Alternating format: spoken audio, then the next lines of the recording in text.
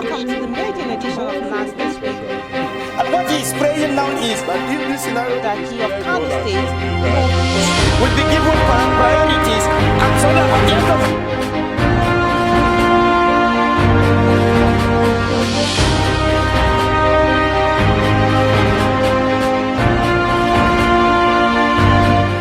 It's another edition of NASS This Week. Do follow, share, like, and subscribe to our social media handles at EkoHotBlog. My name is Comfort Olayinka. On Tuesday, the Speaker of the House of Representatives, Right Honourable Tajudeen Abass, read a message by the President Bola Ahmed Tinubu on 2023 supplementary appropriation bill to the tune of over 2 trillion for the wage payments, cash provision for the vulnerable, as well as for the carrying out of critical infrastructural projects. The President expressed optimism that the House will accord the document the normal favorable consideration and due approval. The document will refer to the House Committee on Finance. In addition, critical defense expenditures are also urgently required to provide for peace and the security of lives and properties, without which the government's economic growth agenda cannot be achieved. Similarly, critical investments are also required to construct much-needed infrastructure, particularly roads, which projects must be commenced within the dry season period between now and the end of the year. Accordingly, another supplementary appropriation bill for 2023 to cater for the expenditures identified above, totaling 2 trillion 176 billion 791 million 256,033 kobo is hereby forwarded for the consideration of the National Assembly. Honourable Adewale Adebayo moved for the urgent need to invite the Minister of Humanitarian Affairs, Poverty Alleviation, to explain to the House the steps taken to disburse over 1.1 trillion naira conditional cash transferred to 15 million households and small businesses. Also cognizance that the National Assembly members, being closer to the people of Nigeria, are meant to represent the interests and concerns of their constituents at the national level. Therefore, they serve to be fully briefed and carried along in the implementation process. Worried that there is a growing suspicion of ways and manners this program will be implemented.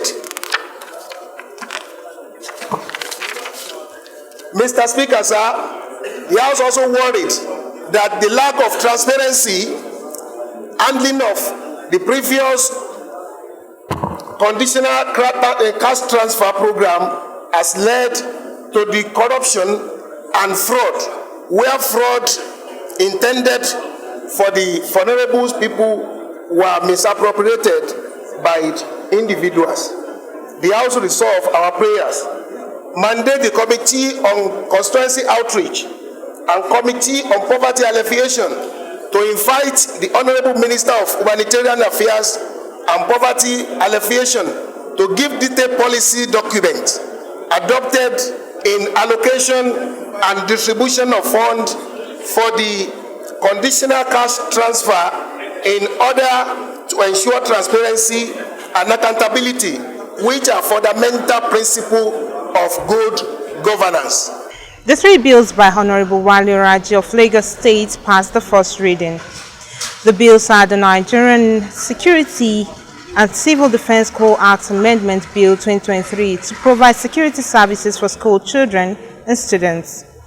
The second bill is the core of the Conduct Bureau and Tribunal Act Amendment Bill 2023 to remove spouse of office holders from the list of persons required to declare assets. The third bill is the Constitution of the Federal Republic of Nigeria 1999 Alteration Bill to mandate the agencies of both federal and state governments to submit an audited financial statement within a prescribed time frame. On Wednesday, the Speaker of the House of Representatives, Right Honourable Tajudeen Abass, read a letter by the President, Ahmed Tinubu, requesting for the federal government 2020 to 2024 external borrowing plan for consideration and due approval by the National Assembly. The amount is for over $3 billion and about 100 million euros. President Bola Ahmed Tinubu expressed belief in the National Assembly to expeditiously consider and approve the documents. The communication was referred to the House Committee on AIDS, Loans and Debt Management. First, to assist the country in mitigating the economic shocks and recent reforms with the sum of $1 billion and $2 billion United States dollars respectively, in addition to the Federal Executive Council approved 2022-2024 external borrowing plan. Consequently, the required approval is in the sum of $7,864,559,000 and 100 million euro.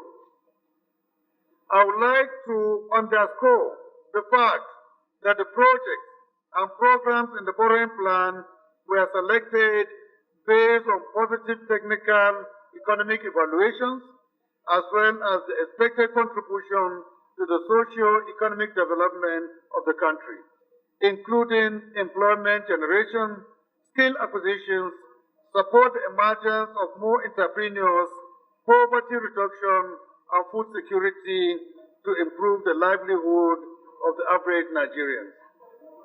While I hope that the House of Representatives will consider and grant approval to this request in a expeditious manner, please accept, Right Honourable Speaker, the assurances of my highest regard. Yours sincerely, Bola Ahmed Tinubu. Honourable colleagues, this is a letter from the Commander-in-Chief of the Armed Forces concerning the 2022-2024 external borrowing plan revised. And it is my pleasure to refer this document to the Committee on Loans, AIDS and Debt Management for further consideration. Thank you. A motion on the need to investigate the expenditure on postponed 2023 population and housing census by the National Population Commission and conduct of the National Population Housing Census was co-sponsored by Honourable Dominic Okafor and Honourable Patrick Umo. Aware that the National Population Commission has admitted to having spent 200 billion naira as part of the 800 billion naira budgeted for the planning in execution of 2023 population and housing census, which was postponed. Also aware that the financial investment in 2023 population census planning will have improved economic planning and distribution of palliatives in the country. Mr. Speaker, fellow colleagues, also worried about the National Population Commission remarks that if the population and housing census fails to take place within 12 months, the information gathered across the country will become stale, a waste of resources, and the country will have to increase cost of gathering fresh information. The House of Representatives on Wednesday approved budget for the Independent National Electoral Commission (INEC), security agencies and ministries of works, agriculture, housing, amongst others. The supplementary budget approval is sequel to the letter submitted to the House by the President Bola Ahmed Tinubu on Tuesday, which fast-tracked the reading of the bill through first and second reading in the House. Let's take a look. The next order of the day is the commencement of debate on the general principles of a bill for an act to authorize the issuance from the Consolidated Revenue Fund of the Federation the total sum of 2,761,791,286,033 naira, only of which 18 billion only is for statutory transfers, 992 billion 802 million and 15,985 naira is for recurrent non-debt expenditure, while the sum of 1,165,000,000 989,270,049 naira is for contribution to the Development Fund for Capital Expenditure for the year ending on 31st December 2023. On Thursday, Honourable Adebayo moved for the need to investigate and recover over $30 billion in accrued fees and bonuses from mergers of multimillionaire oil companies. The motion before the House is on the need to investigate and recover over $30 billion in accrued fees and bonuses from the merger of multinational oil companies. Mr. Speaker, distinguished colleagues, note that the oil industry experienced several lateral mergers and buyovers, takeovers of companies in the same oil and gas exploration, prospecting, production, and marketing in the 90s. Also note that Section 2 of the Petroleum Act of 2004, the extant law applicable under which the merger took place, provides that the oil exploration licenses mandate the committees on public assets, petroleum resources, upstream and downstream, to investigate and recover the funds for the Federation and report back within 8 weeks for further legislative action. Stay tuned for interview segments. Good evening, Honourable. Yeah, good evening. Kindly introduce yourself. My name is Wale Raji, member representing a peripheral constituency All right, sir. in the House of Reps. Okay, sir. So, you sponsored about 3 bills on Tuesday, which scaled through the first reading. Yeah. Can you give us more information on the bills? Thank you very much. The first bill is an amendment to the Code of Conduct Law Act. The Act mandates every public officer that are qualified under the law, to declare their assets, of their spouses along with theirs. Given the difficulties, the challenges that people face, in complying with that act, we consider it necessary to relieve the public officers the burden of having to declare the assets of their spouses, because in reality, we know that you may not have full information about the assets of your spouse, So, and when you declare such assets, you are expected to depose to an affidavit to confirm the correctness of the information provided. So, particularly those in polygamous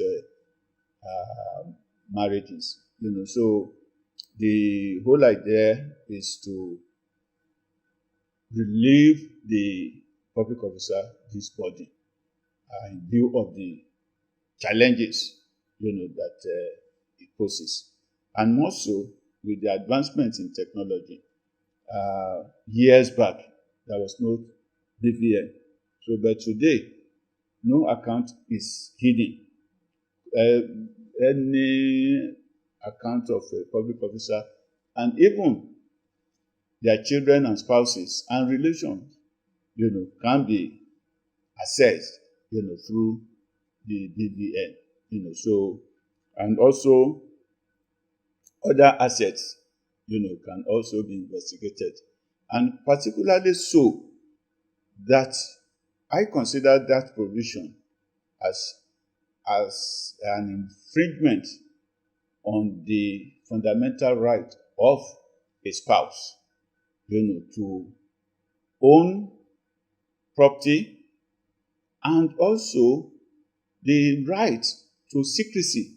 You can, it's a private affair, and you should not be compelled, to disclose, unless it becomes necessary under the law, and also spouses who are not employees of government, appointees of government, or elected officials, I don't think should enjoy the privacy of ownership of their assets. So, and that's what really informed that bill.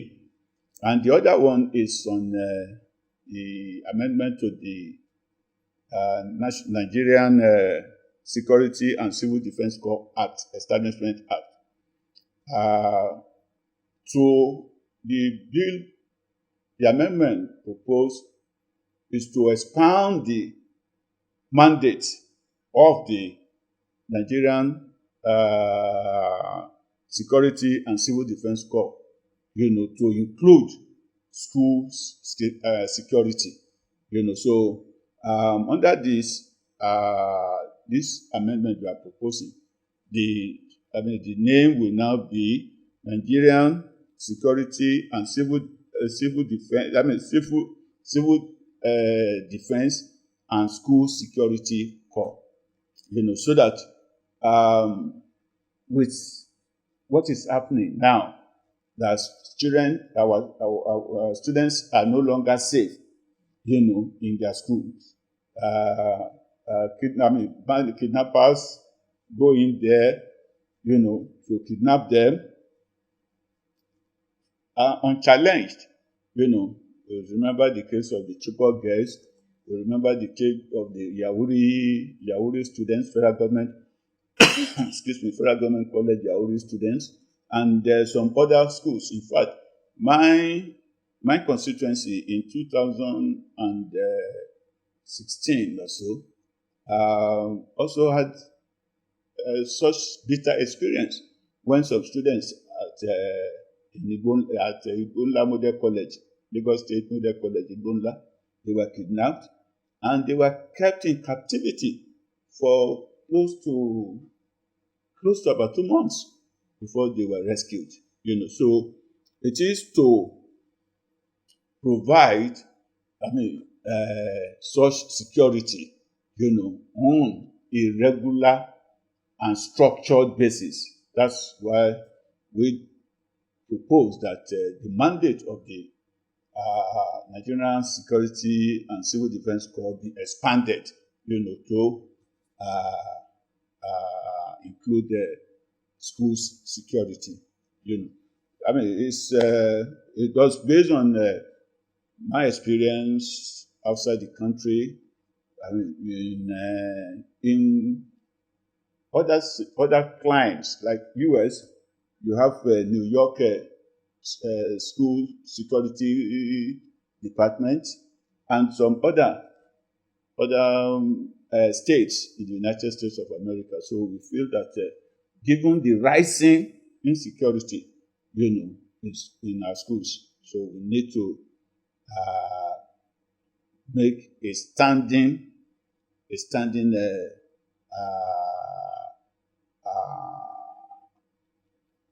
arrangement, to provide such security. And I feel that to conserve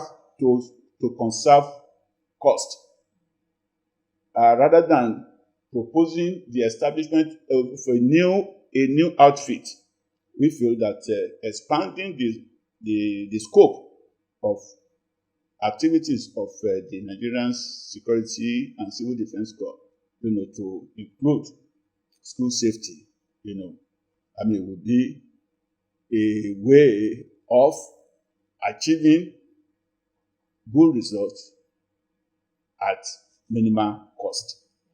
So that's about that. The other one is on is an amendment to the Constitution to mandate to mandate all government, statutory, corporation, commissions, authorities, agencies, including all persons and bodies established by law, to submit yearly financial statements to the Auditor General within a prescribed period of time, and to also provide for sanction for non-compliance. So the weakness of the present provision is that there is no sanction for non-compliance. And that is why you now see some agencies not submitting financial reports for years, and they still operate as if it's normal. So the whole idea is to specify the deadline for submission of such report and make provision for sanction for non-compliance. So, and I feel the whole idea is to promote transparency in governance and accountability. And to hold people responsible for their actions and inaction. All right, sir. So let me first and foremost congratulate you on the bill that was assented to by the president. Yep. So give us an insight into what the bill is about. Yeah, it's to the bill, or now the act. It's about the establishment of the National Power Training Institute of Nigeria. It's the agency, the institute that has been in existence under the Ministry of Power, for some years now. It has the mandate to train personnel for our power generating and distribution companies, So to provide training, middle and high-level manpower for this for the power industry in Nigeria. It has been in existence for a long time, but there was no law, backing the establishment. So it's to give it a legal identity, So that was why we proposed that bill then, So providing for the structure, the management, the board, and all what have you.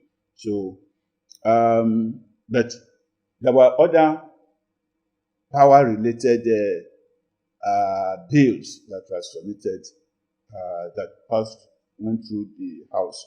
In fact, it was in the last assembly. So all power-related bills were then consolidated, under the Power Bill 2023, So, and the section dealing with the establishment of National Power Training Institute, NAPTIN, was section 185 of the Constitution. So it's the consolidated bill that has now been assented to, by Mr. President, that was sometime in June, So the implication of this is that now it has now conferred on the National Power Training Institute of Nigeria that legal status, So it can sue, it can be sued, and so that was what it's all about. So, and I'm happy that we proposed that bill, and it went through all the stages of law making up to the assent by Mr. President. Thank you. Good day. Kindly introduce yourself. My name is Honourable Adebayo Balogun, member representing Ibeju Lekki Federal Constituency.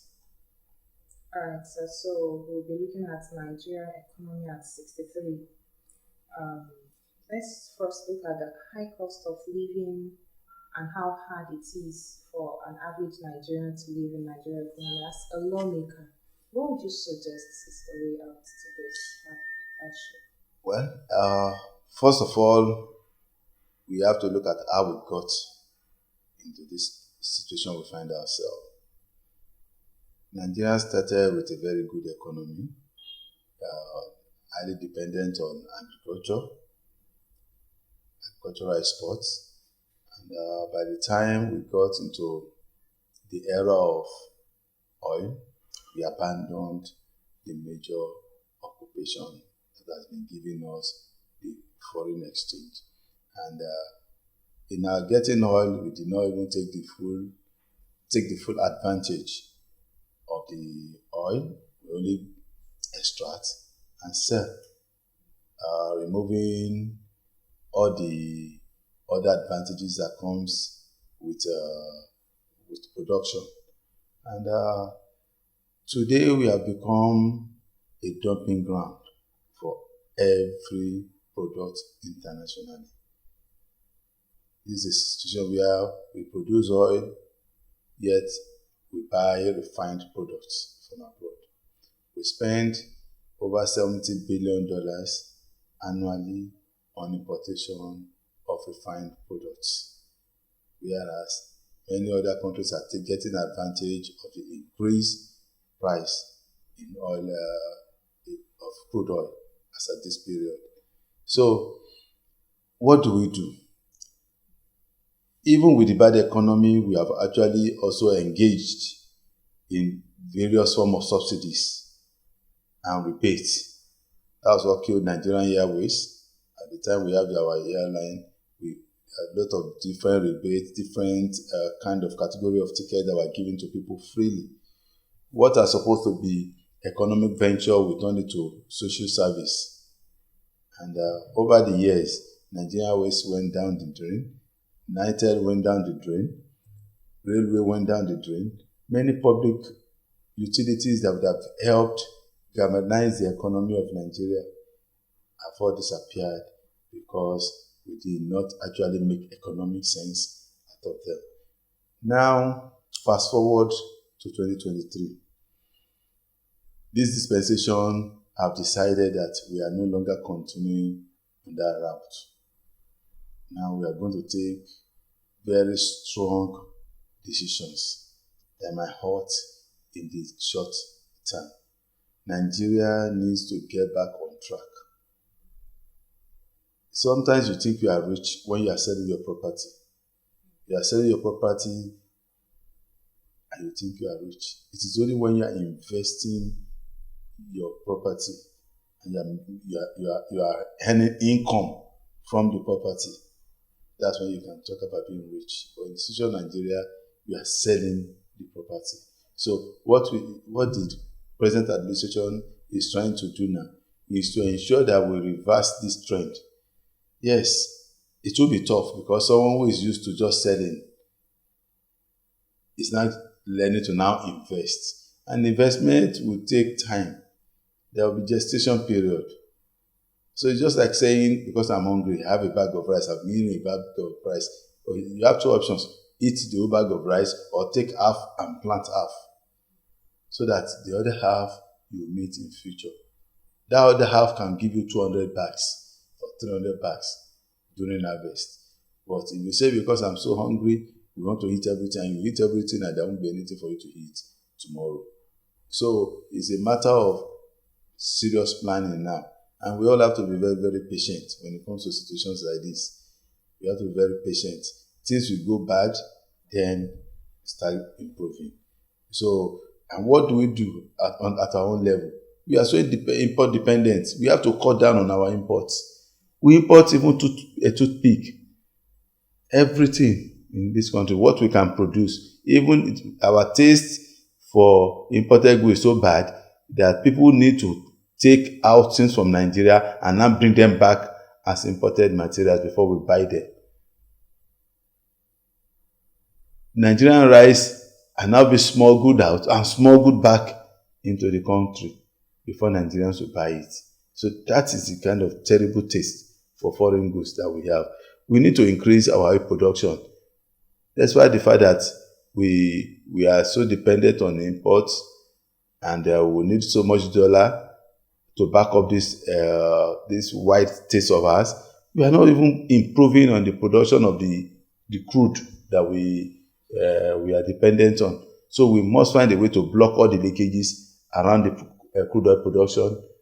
All the different form of bunkering must be stopped, and so that our production will be able to meet our quota, our OPEC quota, which in turns will give us more dollars.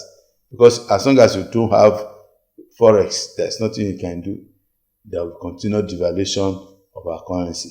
As long as that devalues, that means per capita income actually reduces.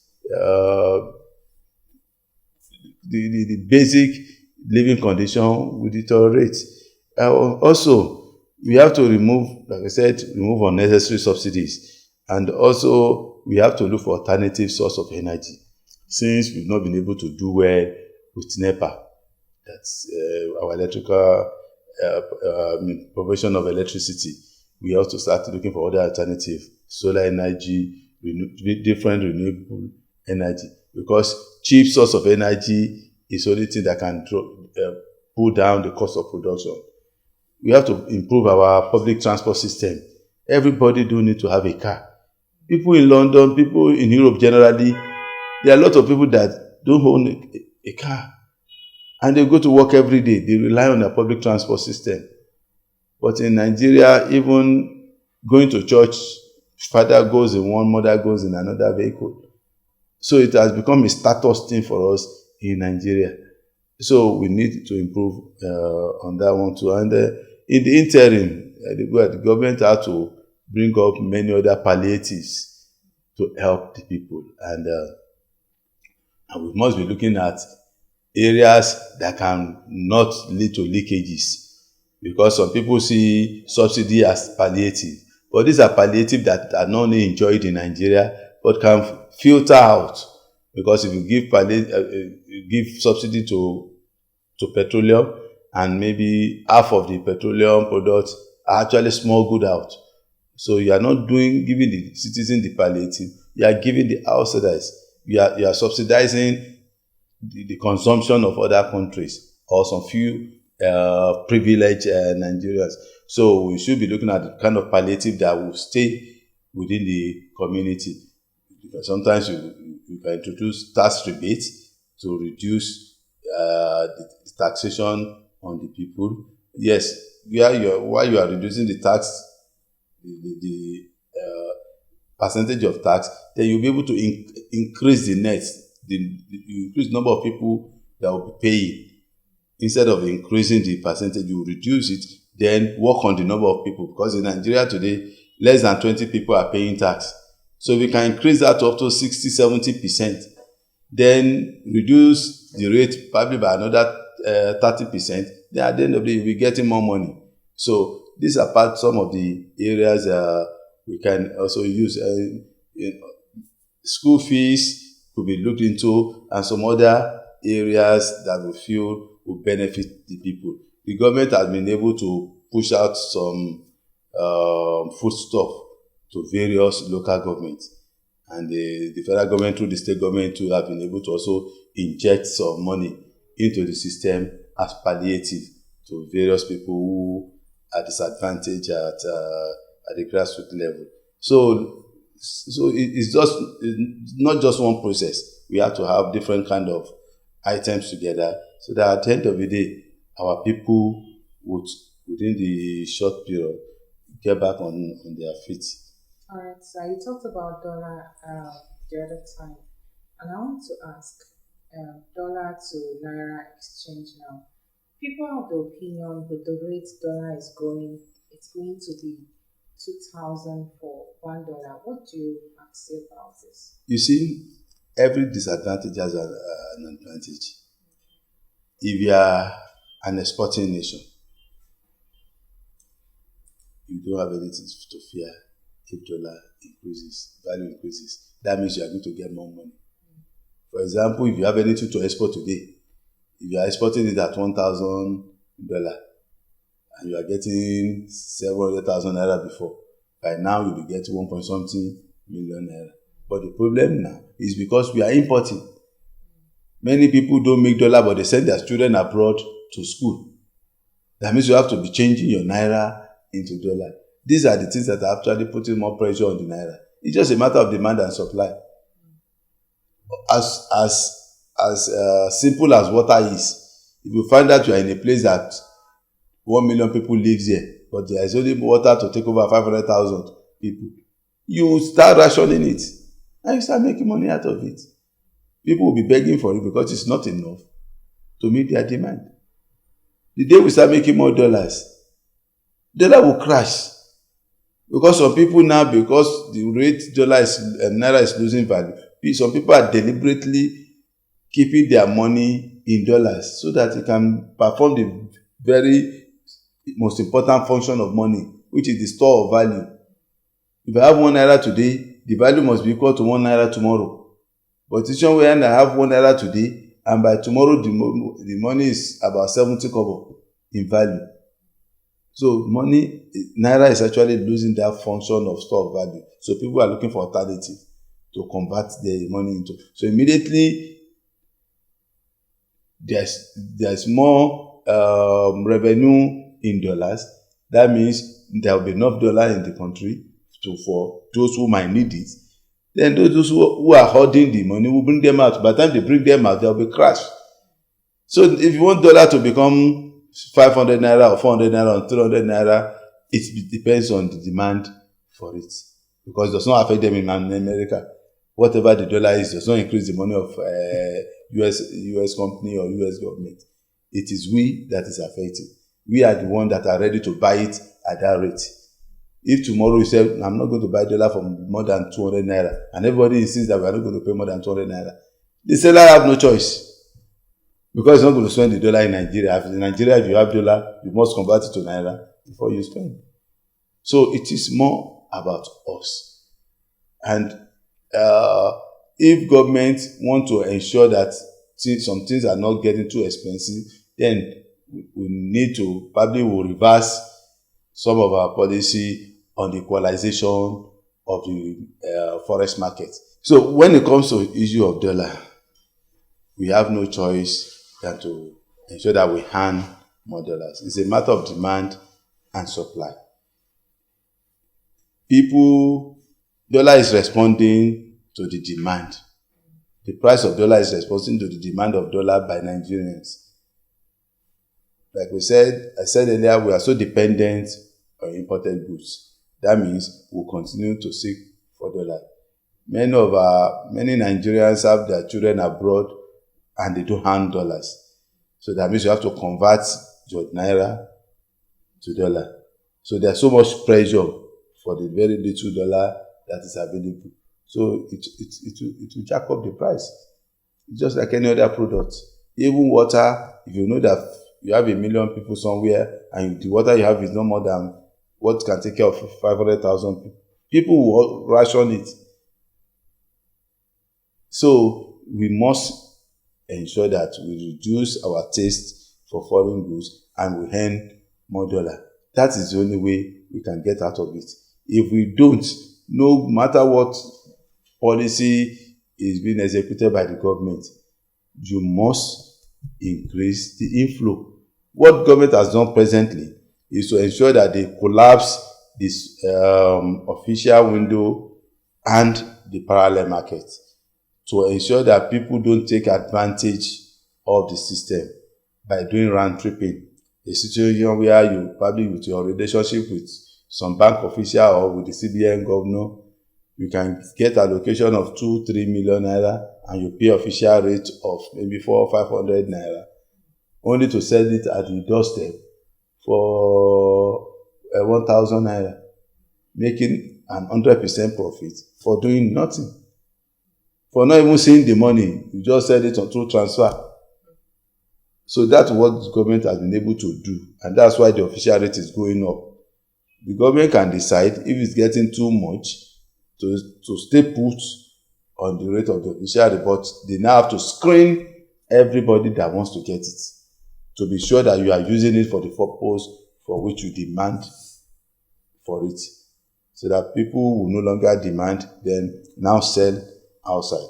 So it's something that have to be thorough, and that will also come with its own pain too, because that means people who want to pay school fees might be denied if the government feel this is not a priority.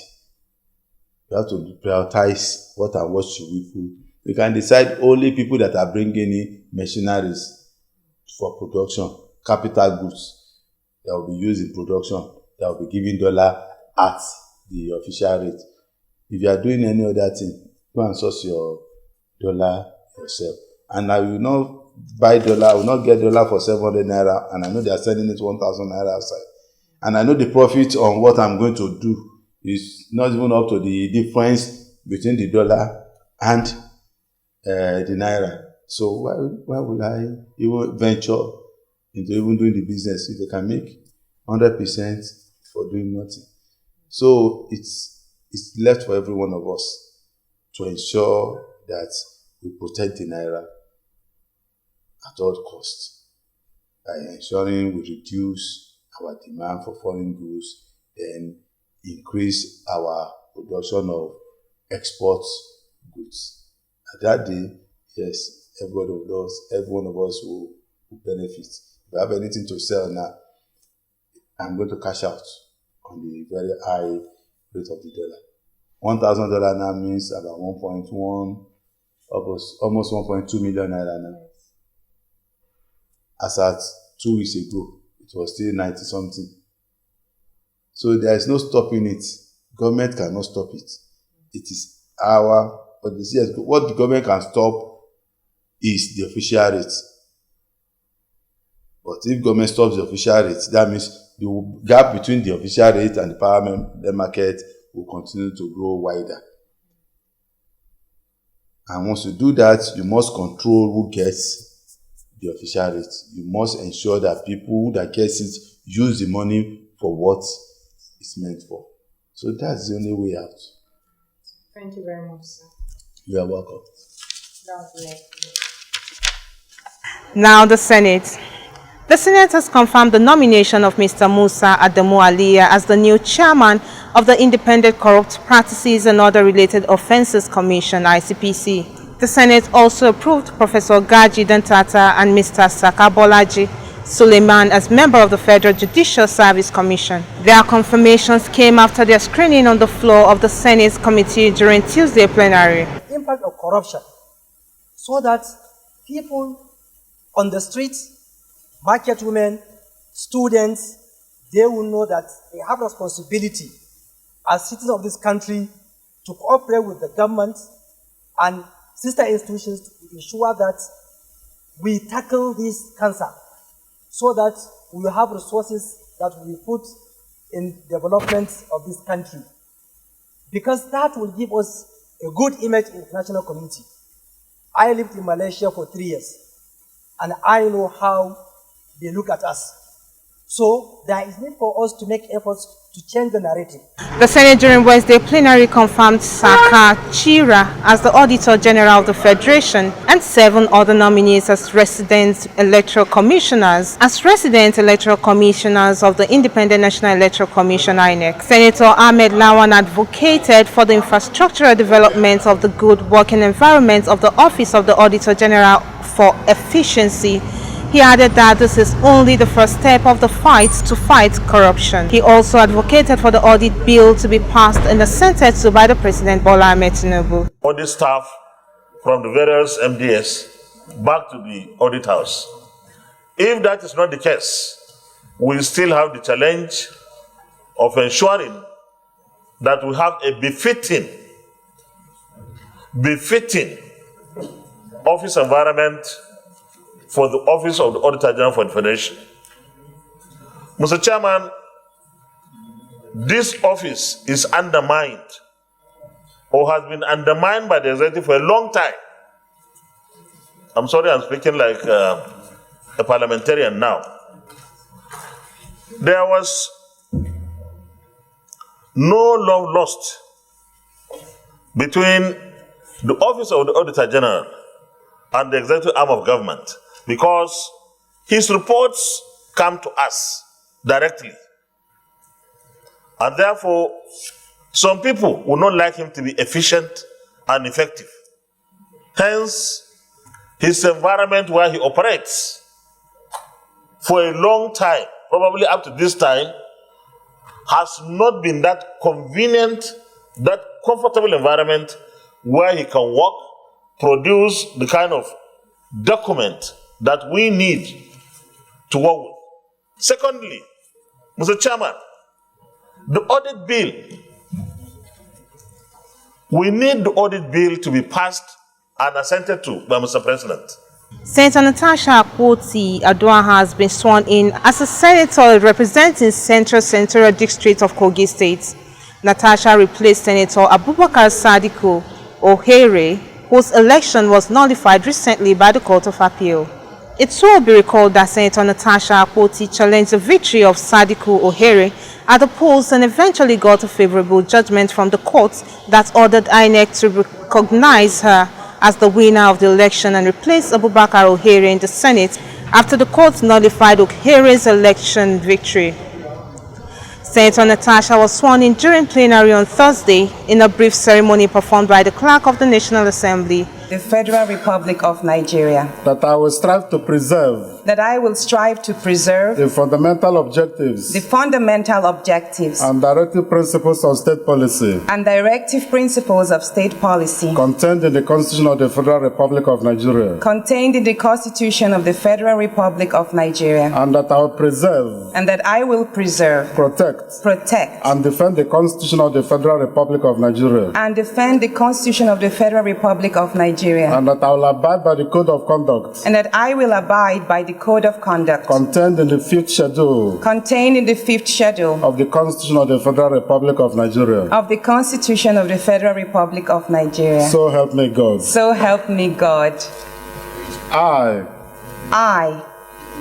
Natasha Akpoti-Addo, do solemnly swear. Do solemnly swear. That I will be faithful. That I will be faithful. And bear true allegiance to the Federal Republic of Nigeria. And bear true allegiance to the Federal Republic of Nigeria. And that I will preserve. And that I will preserve. Protect. Protect. And defend the Constitution of the Federal Republic of Nigeria. And defend the Constitution of the Federal Republic of Nigeria. So help me God. So help me God. We've come to the end of today's edition of NASS This Week. Do join us for another interesting edition next week. Bye for now.